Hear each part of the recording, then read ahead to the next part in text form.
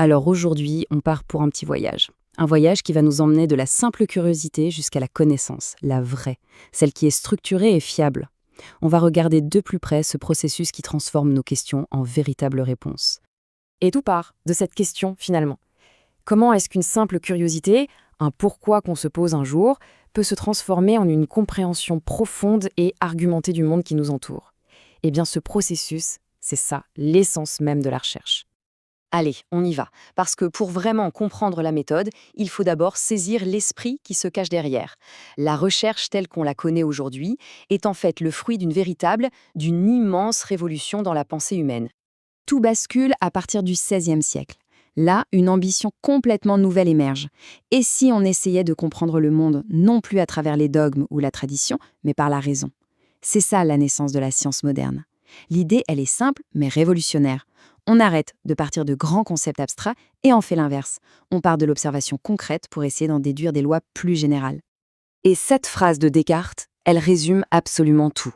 Le but n'est plus seulement de contempler le monde, mais de le comprendre pour pouvoir agir dessus. C'est un changement de perspective qui est radical. Ok, donc l'objectif, c'est la connaissance, on est d'accord? Mais là où ça se complique un peu, c'est qu'il n'y a pas qu'une seule façon de voir le monde ou même de définir ce qu'est la connaissance. En fait, on peut dire qu'il y a deux grandes philosophies qui s'opposent. Alors voilà ces deux visions. D'un côté, le positivisme. L'idée, c'est qu'il existe une réalité objective qu'on peut mesurer et dont le chercheur peut découvrir les lois.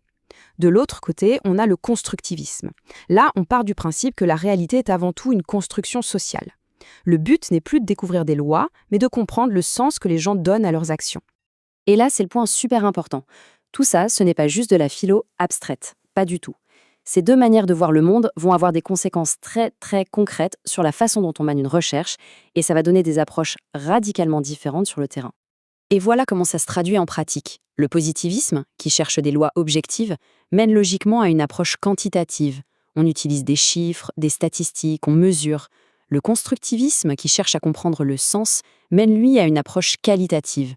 On fait des entretiens, on analyse des discours pour saisir toute la complexité d'une situation. Bon, maintenant qu'on a vu le pourquoi philosophique et le quoi des grandes approches, il est temps de passer au comment.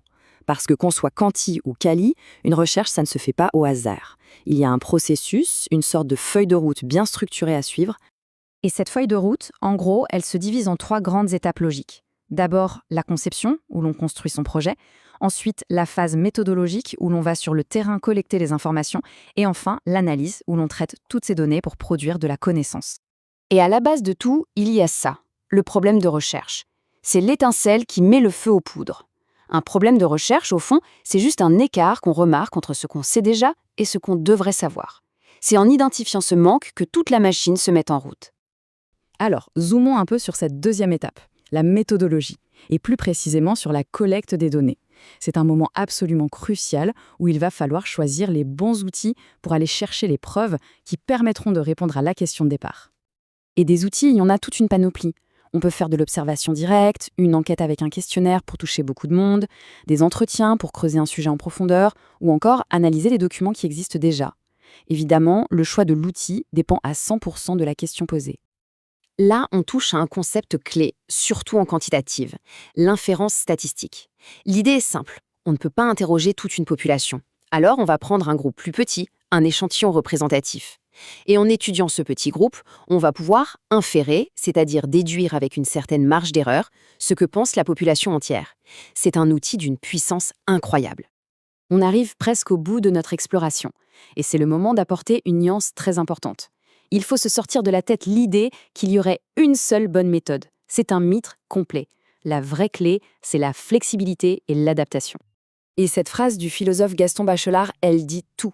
Ça veut dire qu'il n'y a pas de méthode magique, universelle, qui marcherait pour tout et pour toujours.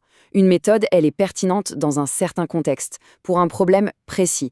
Et ce qui fonctionne aujourd'hui pourrait très bien ne plus être efficace demain. Donc si on doit retenir une chose, c'est vraiment ça, la méthodologie. Ce n'est pas un ensemble de règles rigides à appliquer bêtement. C'est une boîte à outils. Et le bon chercheur, c'est comme le bon artisan. Il doit savoir choisir l'outil le plus adapté à la tâche qu'il a à accomplir, c'est-à-dire à la question à laquelle il cherche à répondre. Et pour finir, on boucle la boucle en revenant au tout début, la curiosité.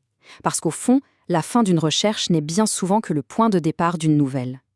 Alors la vraie question, ce n'est pas seulement de savoir comment répondre, mais de se demander sans cesse quelle est la prochaine question pertinente à poser.